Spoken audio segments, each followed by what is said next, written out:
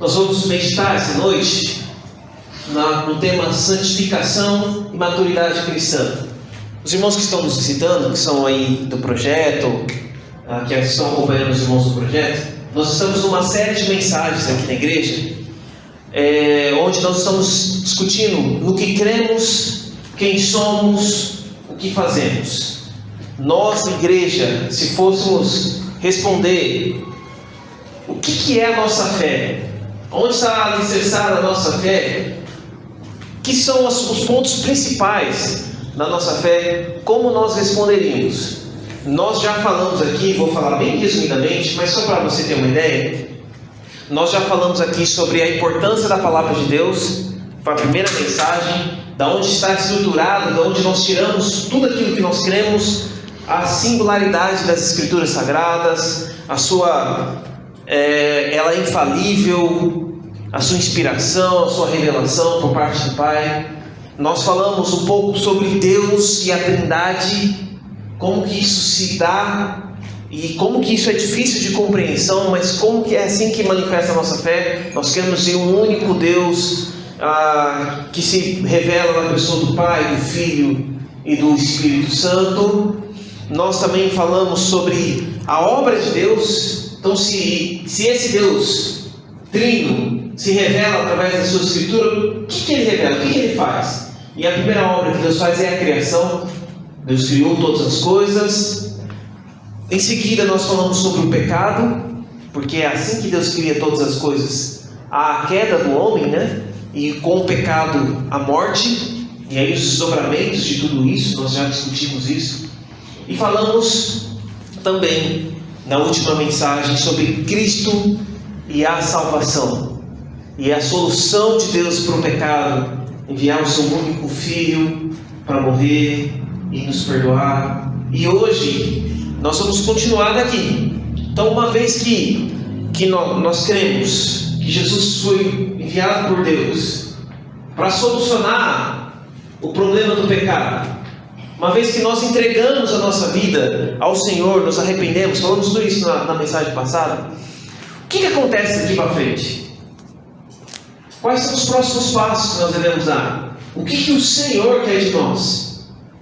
E nós vamos ver que Deus, entre outras coisas, Ele quer santificação.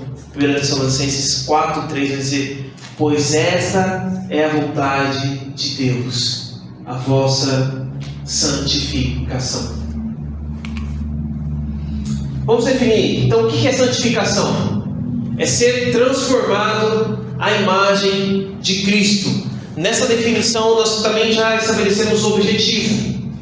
O que é santificação e qual é o objetivo da santificação? Nos tornarmos semelhantes a Jesus. Então, o propósito de Deus ao nos salvar, ao nos libertar das garras do pecado, além de nos dar a vida eterna, além de nos preparar nos lugar das mansões celestiais, além de nos livrar das mazelas desse mundo, mas é também formar essa grande família, e que cada um que vai compor essa grande família, domingo que vem a gente vai falar sobre isso, mas que cada um vai compor essa grande família da parte de Deus, tem como objetivo, tem como alvo, tem como espelho o primogênito. Quem é o primogênito? Jesus. Jesus é o primogênito. Então, nós falamos aqui, resumidamente, que quando nós somos criados, nós éramos a linhagem de Adão. Adão foi o primeiro ser criado. E então nós colocamos Adão como uma cabeça de raça. Ele é o primeiro, o principal. À medida que ele pecou, o pecado dele veio como descendência para toda a criação, toda a humanidade. Quando Deus envia Jesus, que a Bíblia vai chamar de o segundo Adão, ele vem para estabelecer a nova criação por parte de Deus e para ser um cabeça de raça, assim como foi Adão. Então, se em Adão, aqueles que estão em Adão estão na descendência do pecado e na morte, aquele que está em Cristo, a Bíblia vai falar que é nova criatura. E agora ele passa a viver não segundo o padrão de Adão, não segundo o costume de Adão, que é pecado e morte, mas agora ele tem que viver segundo o padrão de Cristo, segundo a imagem de Cristo. E isso é um processo contínuo e gracioso, pelo qual Deus nos transforma progressivamente para sermos semelhantes a Cristo.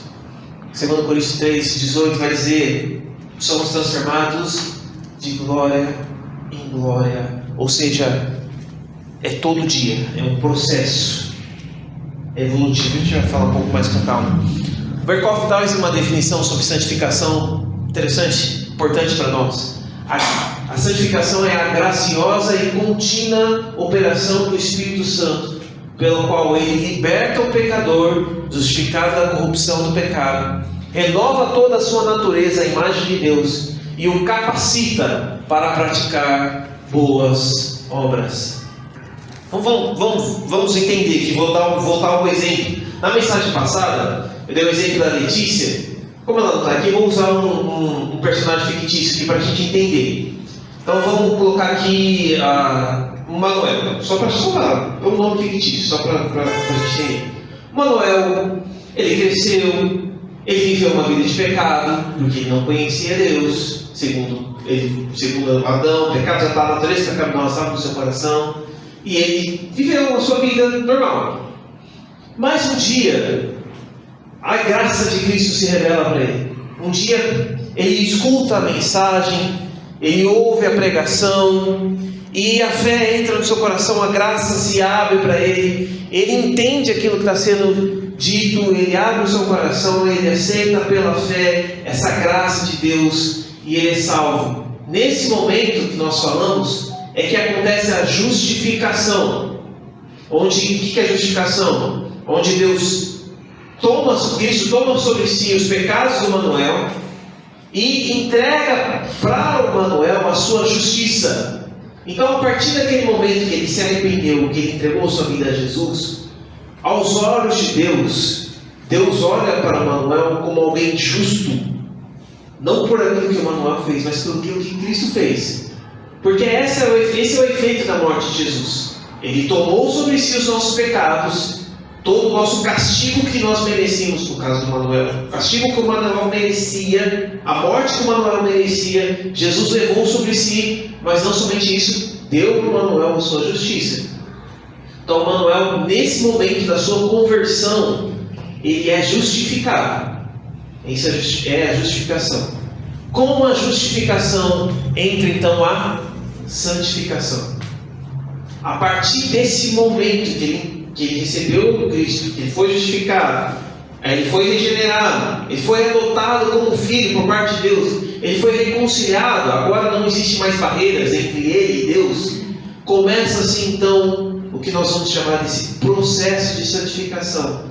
O Manuel, a partir de agora, ele vai ter que levar a vida dele segundo o padrão de Jesus. Agora que ele recebe a justiça de Cristo, que ele está justificado diante de Deus, ele vai ter que procurar viver a vida dele segundo esse modelo de Jesus. Guarda aí a figura do Manuel, a gente vai voltar nele para uma maneira mais didática para a gente entender. Tudo bem? A santificação, para a gente entender, ela tem algumas dimensões. Dimensão 1 é a santificação posicional. Então o texto de 1 Coríntios 6:11 diz: fosse santificados, é uma posição. No momento da conversão, algo definitivo e glorioso acontece. Somos separados para Deus e passamos a pertencer a Ele. Essa é uma posição segura. Estamos no reino e somos possessão especial de Deus. Separados, quer dizer que nós somos apartados do mundo, tirados desse mundo, da corrupção desse mundo. Pertencemos agora ao Senhor, somos possessão especial do Senhor. E já somos cidadão do reino. Nós cansamos de dizer aqui que nós vivemos essa tensão do já e do ainda não. Nós já somos cidadão do reino, ainda que o reino não tenha se concretizado por inteiro. Vai se concretizar quando Jesus voltar. Mas nós já hoje, que aceitamos Jesus, que temos Jesus no nosso coração, nós já somos cidadão desse reino. Então a santificação acontece de uma maneira que nós somos posicionados em Cristo. É por isso que a Bíblia as cartas, principalmente do Novo Testamento, vai se referir aos cristãos, sempre com o termo aos santos de Éfeso, aos santos de Corinto, aos santos dos Gálatas, enfim, todos esses irmãos vão ser considerados santos, porque em posição, quando eles receberam Jesus no seu coração, foram justificados, posicionalmente eles já são santos. Só que tem uma questão: a natureza antiga ainda está aqui, a natureza pecaminosa ainda habita em nós. Aquele padrão de Adão que nós recebemos do nosso pai Adão ainda reside em nós, ainda insiste e nos leva a pecar, nos leva a fazer aquilo que nós entendemos agora que nós não queremos. Mas se estamos em Cristo, presta atenção, se estamos em Cristo, já somos santos. Se estamos em Cristo, a nossa posição é uma posição de alguém que já está separado, de alguém que está pertencendo a Ele, de alguém que está bem, ainda que nós não sejamos totalmente perfeitos. E aí, daqui a pouco a gente vai falar um pouco mais sobre isso. Tudo bem? Eu esqueci de falar no começo que as nossas pregações aqui, elas são meio que interativas. Então você pode, e talvez você não está acostumado, mas você pode interagir. Então se você tiver alguma dúvida, ou quiser fazer uma colocação sobre algum ponto aqui da pregação, fica à vontade, tá? Não é a ideia de ser um monólogo, é a ideia de nós conversarmos e construirmos isso junto, porque nós estamos tentando definir aqui o que é essa igreja, o que é ser membro da Igreja Batista Conviver, o que é que nós queremos. Então isso é coletivo. Agora estamos falando sobre santificação. O que nós queremos sobre santificação? Então na santificação nós queremos que somos posicionalmente santificados, estamos santos diante de Deus, apesar de ainda haver imperfeições em nós. Por isso que há uma segunda dimensão da santificação, que nós chamamos de santificação progressiva. O texto de Hebreus 12, 14 vai dizer: seguir a santificação. Olha, nós já somos santos posicionalmente, mas devemos seguir a santificação, porque é um processo, é progressivo, envolve crescimento, mudança e amadurecimento.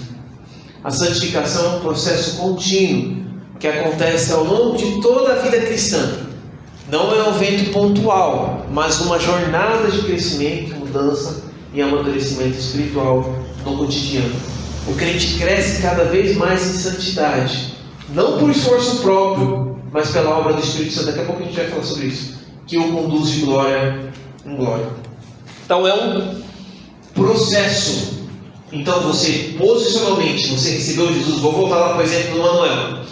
O Manuel aceitou Jesus, se arrependeu dos seus pecados, foi justificado, foi regenerado, foi adotado como filho, e agora ele pertence a Deus.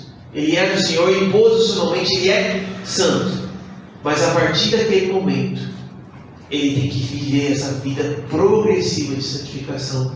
E aí o texto bíblico diz: seguir a santificação. Olha, procura, vai, corre atrás da santificação. Você tem que progredir em ser santificado. Também tem esse papel seu nesse processo. Essa segunda dimensão da santificação, eu não coloquei aqui no slide, mas existe uma terceira e final dimensão da santificação. O que você acha que é?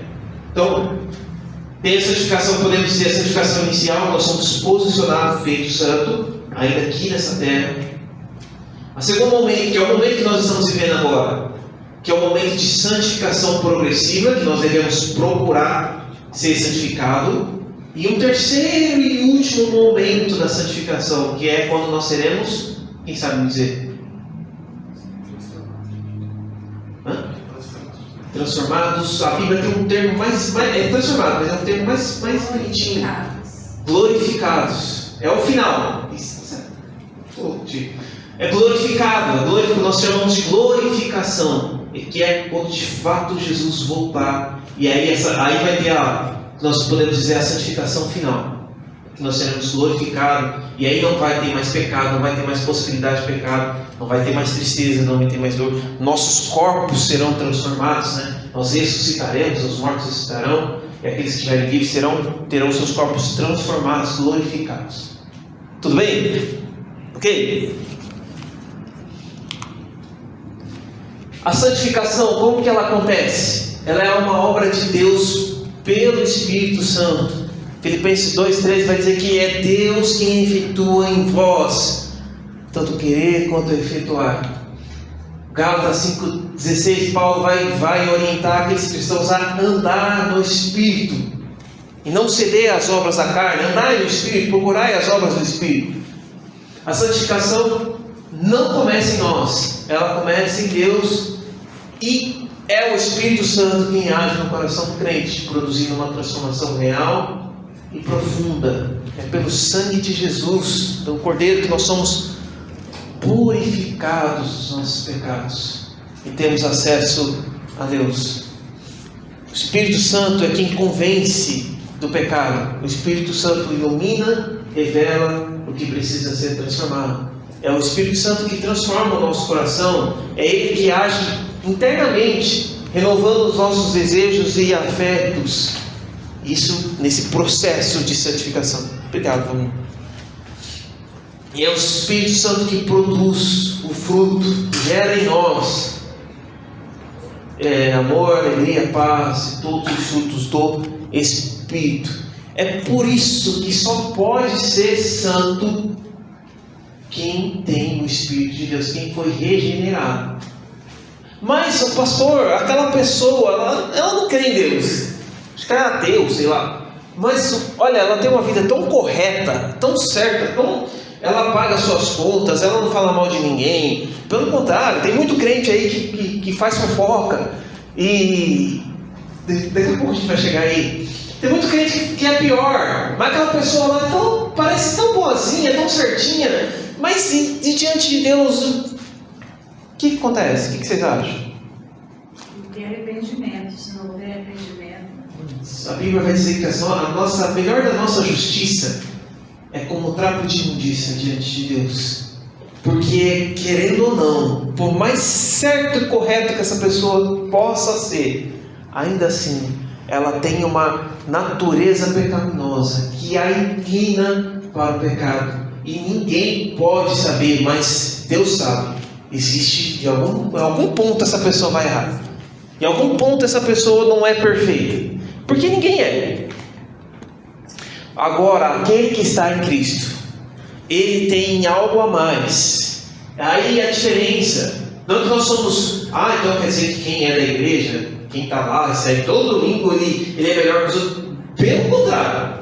Aqui é para realmente derrubar a gente no pedestal. Porque tudo isso começa, é a obra de Deus, vai transformando a nossa vida, nós por nós mesmos, miserável homem que nós somos. Mas Deus em nós, Espírito Santo em nós, Ele vai nos convencendo do pecado, Ele vai transformando o nosso coração e Ele vai produzindo fruto. A Pátria vai falar que o Espírito Santo não apenas nos dá vida, Ele transforma a vida que nos deu. Então começa com Deus, começa em Deus.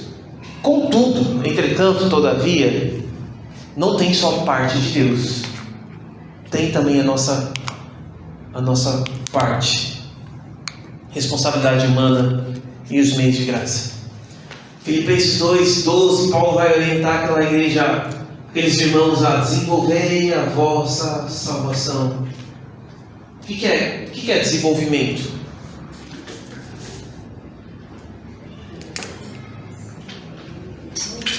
todos os dias você desenvolve aquilo que você, vamos supor, se eu queira fazer um trabalho, eu não sei, então eu vou cada dia estudando para desenvolver aquilo para que eu possa crescer. Então o meu desenvolvimento espiritual é a cada dia, orando, buscando, ouvindo a palavra. Então a gente desenvolve o nosso crescimento espiritual.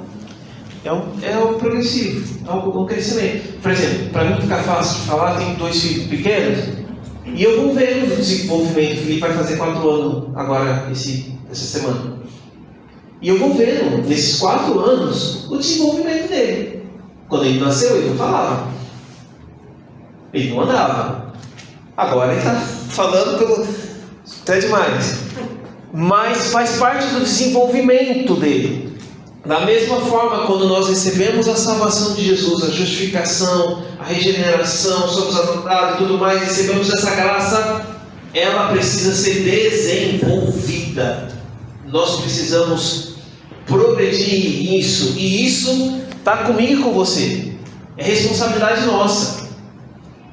É nós que vamos procurar desenvolver essa salvação. Por isso que é possível, sim. Muitos às vezes recebem a graça de Deus, crescem um pouquinho e estacionam ali. E às vezes aquele recebe a graça de Deus há mais pouco tempo, mas sua fome, seu desejo, sua oração, sua vida com Deus, ele acaba se desenvolvendo mais. Não deveria ser, mas pode acontecer. Um crente que tem 1 ano de cristianismo, 2 anos de cristianismo, às vezes em certos momentos, em certos aspectos, ser mais maduro que um crente que tem 20 anos. Não deveria ser assim, mas é. Porque é algo que precisa ser desenvolvido, e aí envolve a nossa, é a responsabilidade nossa. E aí a gente tem que chamar para nós o que a responsabilidade. Deus opera em nós, mas somos chamados a responder ativamente. A graça não nos torna passivos. Então eu só recebo, então vem graça, vem graça, vem graça. Não. A graça ela vai nos mobilizar. Por isso, Ele nos concedeu meios poderosos para crescer em santidade. E aqui nós chamamos de meios de graça, que são palavras de Deus. Jesus vai falar, João 17, santifica-os na verdade. O que o texto continua dizendo? Quem sabe dizer? Santifica-os na verdade. Tua palavra é a verdade. Como é que nós seremos santificados? Queremos crescer, queremos desenvolver a nossa santificação? Vamos conhecer a verdade. Isso é responsabilidade minha e sua. Pessoal, particular. Você, ainda mais nós temos o privilégio de sermos cristãos aqui no Brasil, que nós podemos ter a NVI, a NAA, a Nova Almeida não sei o que, a Almeida não sei da onde. Nós temos várias versões bíblicas para poder ler, estudar, orar. Tem no celular, tem no papel, tem em letra grande, letra gigante. De toda forma, dá para você se responsabilizar. Ultimamente até a internet às vezes ajuda com algumas pregações que você pode usar, às vezes atrapalha também com algumas outras pregações que você pode usar. Mas é responsabilidade sua de você olhar para as escrituras e crescer na santificação. A oração também. Por mais que a gente pode falar muito sobre a oração aqui. A gente pode fazer uma série aqui e falar sobre oração, e como é que tem que orar, e por que tem que orar, como não tem que orar. E você pode saber tudo sobre oração, mas se você não orar... Um pastor meu que era de Maria, ele falava assim: olha, irmãos, muita oração, muito poder. Pouca oração, pouco poder. Nenhuma oração, nenhum poder. Então a gente quer resultados da parte de Deus e queremos ver a nossa vida transformada. E Senhor, eu estou lutando com aquele pecado, estou lutando com aquela situação, estou querendo ver a minha vida transformada. Mas se eu não oro, se eu não faço a minha parte, como é que eu vou receber da parte de Deus aquilo que Ele tem para mim dar?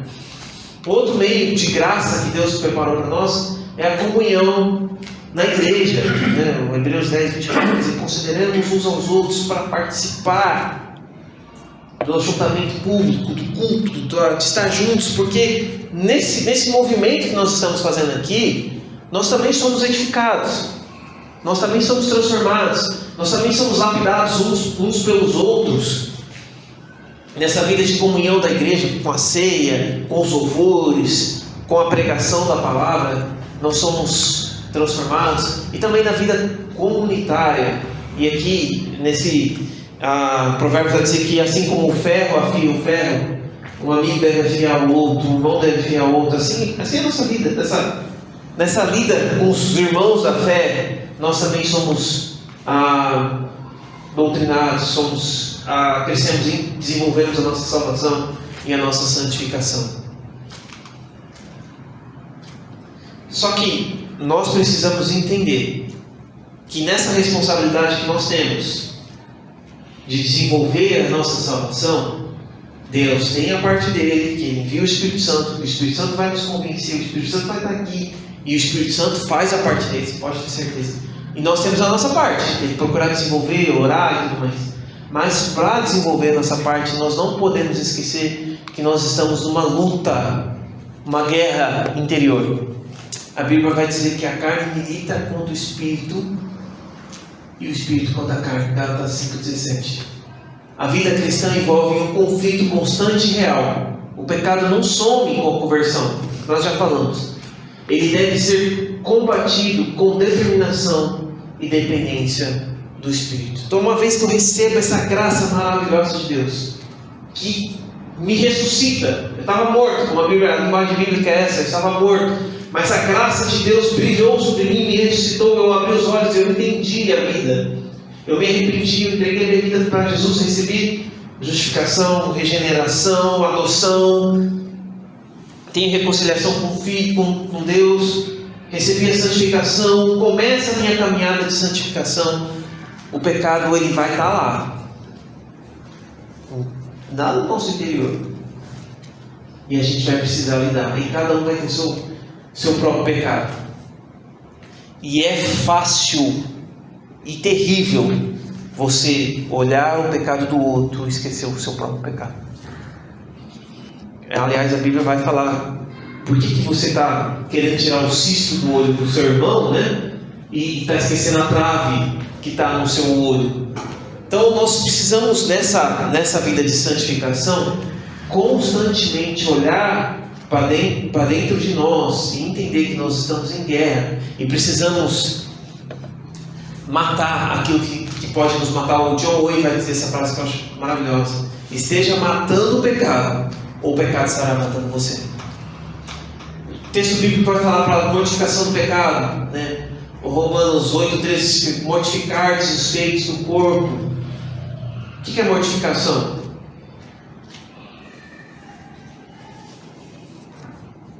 Dizer não à vontade da gente e dizer sim à vontade de Deus? Eu vou mortificar alguma coisa. O que isso quer dizer? Acabar. Morte. Morte é o quê? Morte. É morte. Vai acabar com aquilo, é morte. Não é? Não vou dar uma escondidinha aqui. Vou passar aqui para cá. Nesse momento aqui, essa semana aqui, não, eu preciso estar bem aqui nessa semana, porque eu tenho uma prova para fazer ali. Vai que Deus está olhando, né? Mas só essa semana que vem eu retomo aqui e tudo certo. Isso não é morte. Morte é morte. Mortificar os feitos do pecado é matar.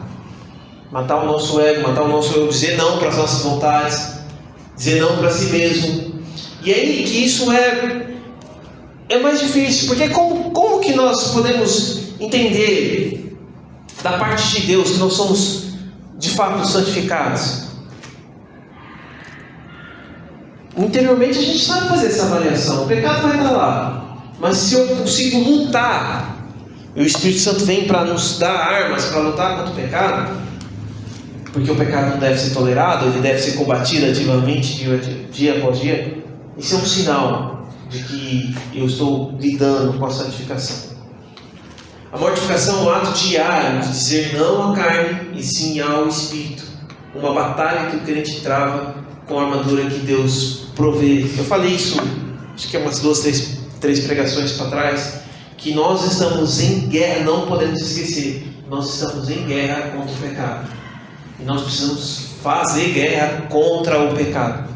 O pecado não brinca. Se é guerra, o pecado não brinca. E nós também não podemos brincar. Aí a palavra de Deus vai dizer que nós precisamos revestir-nos da armadura, vigilantes. Aliás, vários outros versículos vai falar: olha, vigiai e orai, estejam vigilantes. O diabo, vosso adversário, está aos vossos derredor. Vigia, faça a sua parte. É guerra, não dá para brincar na guerra. Imagina, se tem uma cidade antiga que tem um sentinela, que tem aquele soldado que fica na torre para ele olhar se o inimigo está vindo, e esse cara dorme, e o inimigo vem. Não dá para brincar. É assim, da mesma forma é o pecado. Não só nós estamos nessa guerra para matar o pecado, mas também nós estamos nessa luta também para a vivificação do novo homem. Efésios 4, 22 e 24 vai dizer que vos revistais do novo homem. A santificação não é apenas abandonar o pecado, é viver uma nova vida, revestindo-se das virtudes de Cristo no cotidiano. No dia a dia. É no dia a dia que nós vivemos a nossa santificação. Porque aparentemente é fácil ser santo na igreja. Todo mundo aqui, todo mundo igualzinho, todo mundo está sorrindo. Não vai ceder a mão para o outro, todo mundo sorri. Geralmente. E está tudo bem, tudo maravilhoso. E no dia a dia? Quando você encara lá seu patrão bravo, ou quando você encara aquela pessoa que você precisa atender, que está... E você precisa demonstrar amor. Ou quando você encara a sua esposa que acordou daquele jeito e ela vem e você tem todas as palavras para dizer para ela e você segura que ela, por amor a Cristo, né? O contrário também é pior, né? E aí você, não, peraí, eu vou amar, é minha esposa, eu casei com essa abençoada, então eu vou... Nós precisamos também não só dizer não pecado, mas se vestir do novo e agora tomar novas atitudes. Então se você antigamente você era aquele homem das cavernas que tratava mal a sua esposa ou tratava com grosseria, agora que Cristo habita em você não só vai dizer não para essas coisas ruins, mas agora você vai tratar bem. Vai ser dócil, vai ser gentil com ela, vai abrir a porta do carro, vai dar flores. E o contrário também, irmãs, aí vai tratar bem seu marido. Não só com relação aos casamentos, o casamento para a gente se descontrair um pouco, mas na vida de um modo geral. Nós não só podemos, tá bom, tudo bem, antigamente eu tinha vontade de matar aquela pessoa, provavelmente eu viraria um tapa na cara dela, mas por Cristo eu não vou fazer. Mas aí Deus nos manda dar um passo além. Fala, não, eu vou orar por esse abençoado. Eu vou dar um abraço nele. Não, mas eu tenho que dar um abraço. Deixa eu... Nós vamos dar um passo além, porque nós vamos nos revestir do novo.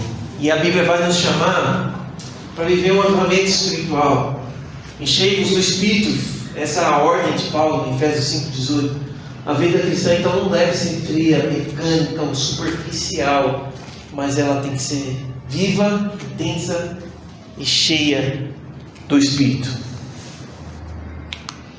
Em resumo, o caminho da santificação então envolve nossa posição, somos separados por Deus na conversão, envolve o processo que nós vivemos, que é o crescimento contínuo pelo Espírito, envolve a nossa luta, que precisa ser a morte do pecado, a nossa batalha diária, e essa nova vida em Cristo, que é viver, se revestir do novo, ter atitudes que são as atitudes de Jesus. Haja em vocês o mesmo sentimento que houve em Cristo Jesus, de humildade, de humilhação, de amor, enfim.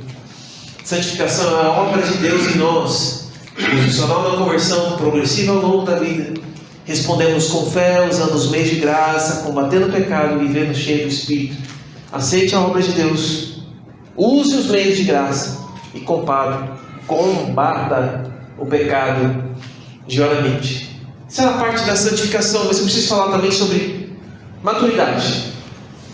E a maturidade cristã? Maturidade cristã então é desenvolver o caráter de Cristo e o desejo pelo conhecimento de Deus. Então, evidências da maturidade cristã envolve desenvolver o caráter de Cristo e desejar o conhecimento de Deus. A Bíblia nos dá sinais concretos, não que sejamos perfeitos de perfeição, mas de transformação real. Quais são os sinais então? Então, peraí, voltando lá para a vida do Manuel, para a gente entender. O Manuel, ele foi santo, ele então entrou nesse processo de santificação, ele está lutando diariamente com o pecado na vida dele e tudo mais, ele tem o Espírito Santo dentro dele. Quais são então os sinais? A vida do Manuel não vai ser perfeita, mas quais são os sinais que nós podemos olhar para o Manuel e falar, nossa, de fato o Manuel tem a graça de Deus. De fato, Manuel passou por essa transformação. Se a gente fizesse essa pergunta, que agora eu já tirei todo o contexto, mas às vezes a gente corre o risco de achar que uma pessoa é crente por sinais visíveis. Então, se o Manuel começar a louvar aqui e adorar, ou começar a ensinar a Bíblia, falar, nossa, o Manuel é crente. Ou se uma igreja mais pentecostal, o Manuel começou a falar em línguas, esse Manuel é crente. Ou o Manuel desenvolveu algum outro dom. Manuel, é isso que são os sinais e evidências que o Manuel está numa maturidade cristã? Não. Os sinais e evidências que o Manuel está numa maturidade cristã é que se desenvolve o fruto do Espírito, você desenvolve esse caráter de Cristo, que é o fruto do Espírito, que se manifesta em amor, alegria, paz, domínio próprio. Esse é o sinal mais poderoso que qualquer pessoa pode demonstrar que de fato ele é um cristão autêntico e verdadeiro. Eu posso aqui, irmãos, de verdade, estou aqui pregando, e você pode estar falando, nossa, como o pastor ensina, olha, o Espírito Santo está nele, que coisa, meu coração está queimando. Mas lá dentro da minha casa, eu posso ser desculpa a palavra, posso ser um campo lá. E vocês não vão saber. Mas se eu demonstro o amor verdadeiro do meu irmão, se eu nego a mim mesmo, se eu trago paz, se eu tenho domínio sobre si, uma situação aconteceu, no cara me fechou no trânsito, eu poderia, mas eu tenho domínio próprio. E é isso que faz, de fato, eu ser um cristão verdadeiro. São as evidências do Espírito Santo agindo de dentro para fora. Uma outra evidência de alguém que é maduro espiritualmente é o amor pela palavra de Deus. A Salmo 119, 97 vai dizer, quando tu ama a tua lei, é a minha meditação todo dia. O cristão maduro não lê a Bíblia por obrigação, ele a ama. A palavra se torna um alimento, não tarefa. Uma outra evidência da maturidade é a separação e a preservação. Nosso relacionamento com o mundo tem que mudar. Se eu estou nesse processo de santificação, se eu estou nesse processo de estar mais próximo a Jesus, eu não posso mais me conformar, como diz a palavra em Romanos 12, não posso mais me conformar com esse servo. O cristão então vive no mundo, mas não vive como o mundo. Isso se revela em escolhas concretas. Os seus valores como cristão são diferentes dos valores da sociedade atual. As suas prioridades como cristão são diferentes das prioridades da sociedade atual. O seu estilo de vida é diferente da sociedade atual. Então aquela famosa frase de mãe que falava assim, eu posso ir em tal lugar, todo mundo vai, mas aí a mãe vira, você não é todo mundo? É para nós também. Nós não somos todo mundo. Nós somos diferentes. Lembra a santificação posicional? Que nós somos partes separados do mundo. Nós somos diferentes, a nossa mente tem que ser diferente. O que vai reger o nosso pensamento, que vai ordenar a nossa vida, é os valores da palavra de Deus, das Escrituras, que nós vamos amar, que nós já falamos aqui. Outra característica da maturidade cristã é a perseverança na fé. O texto bíblico de Mateus 24 diz, quem perseverar até o fim, esse será salvo.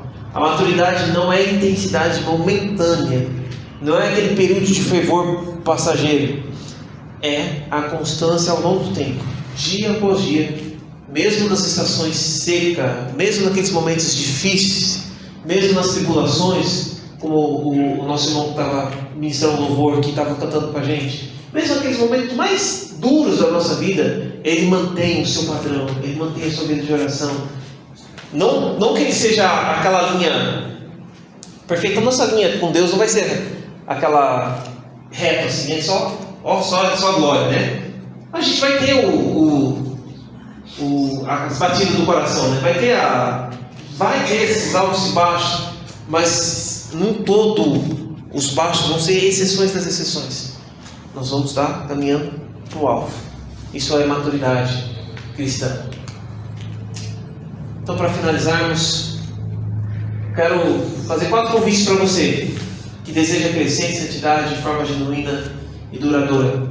Primeiro, entenda, santidade é quem você é quando ninguém está olhando. Santidade é quem você é quando ninguém está olhando. E aos olhos dos outros, todo mundo pode ser santo. Mas e lá, quando você está lá no seu quarto, sozinho? E aí você pode ir lá ligar aquele computador ou aquela internet, acessar aquele site que você sabe que você não deve acessar. Ou quando você vem na ponta da língua para você falar mal daquela pessoa, que você tem todos os motivos do mundo para falar mal daquela pessoa, mas pelo Espírito Santo você não. Quem é você quando ninguém está olhando? Segundo convite para você, examine seu coração. Examinai-vos a vós mesmos, o texto de Coríntios diz. Terceiro convite, busca ajuda para vencer o pecado. Gente, eu tenho falado isso algumas vezes, não vou cansar de repetir. Nós precisamos buscar ajuda tanto de Deus, quanto de irmãos maduros na fé. Existem alguns pecados que nós lutamos, que nós precisamos vencer. Práticas pecaminosas dentro de nós, que nós precisamos sim de ajuda de outros irmãos, de confessarmos, de buscarmos, de orientação, de ajuda de outras pessoas. Não seja orgulhoso. Se você está enfrentando algum tipo de pecado que está difícil ser vencido, procure ajuda. Claro, ore, peça a Deus para te orientar, uma pessoa madura, mas vá atrás de alguém que possa te ajudar e persevere. Vale a pena. O texto de Hebreus 12, 11 diz que o arrependimento ele produz o fruto pacífico de justiça. Deus está mais interessado em sua santidade do que no seu conforto. A gente luta nesse mundo, John Piper vai falar isso. A gente luta muito nesse mundo, com todas as nossas forças para buscar um conforto. Então eu vou trabalhar, vou suar, vou fazer, vou dizer não para um monte de coisa, vou estudar, vou fazer um monte de coisa, porque eu preciso ter um pouquinho mais de conforto. Mas aí o John Piper vai dizer para nós: olha, Deus está mais interessado na sua santidade, no seu conforto. Você está confortável aí? Que legal. Não adianta nada. Você está santo? Então santifique-se mais ainda. Lembre-se, aquele que começou a boa obra em vós há de completá-la até o dia de Jesus. A promessa é firme. Deus não abandona aquilo que Ele começa. Então depende de nós continuar lutando contra o pecado, as distrações, crescendo em graça, conhecimento e caráter, e perseverando até o fim, em toda e qualquer estação, toda e qualquer dificuldade, porque valerá a pena ser santo. Amém, queridos? Quero convidar os irmãos do Projeto Queridos novamente. Nós vamos ter um tempo da ceia do Senhor. E antes de nós ceiarmos, eu queria que você fechasse os olhos e fizesse essa autoanálise de verdade. E orasse, não pensando no fulano, no beltrano, mas olhasse para dentro de si, para aquilo que Deus tem e quer fazer na sua vida. Busque a orientação do Senhor. O texto bíblico que nos orienta a ceia do Senhor diz o seguinte: pois eu recebi do Senhor que também lhes entreguei, que o Senhor Jesus, na noite que foi traído, tomou o pão e, tendo dado graças, partiu e disse: isto é o meu corpo que é dado em favor de vocês. Façam isso em memória de mim. Da mesma forma, depois da ceia, ele tomou o cálice e disse: este cálice é a nova aliança no meu sangue. Façam isso sempre que o beberem em memória de mim. Porque sempre que comerem este pão e beberem deste cálice, vocês anunciam a morte do Senhor até que Ele venha. Portanto, todo aquele que comer o pão ou beber o cálice do Senhor indignamente será culpado de pecar contra o corpo e o sangue do Senhor. Examine-se o homem a si mesmo, e então coma do pão e beba do cálice.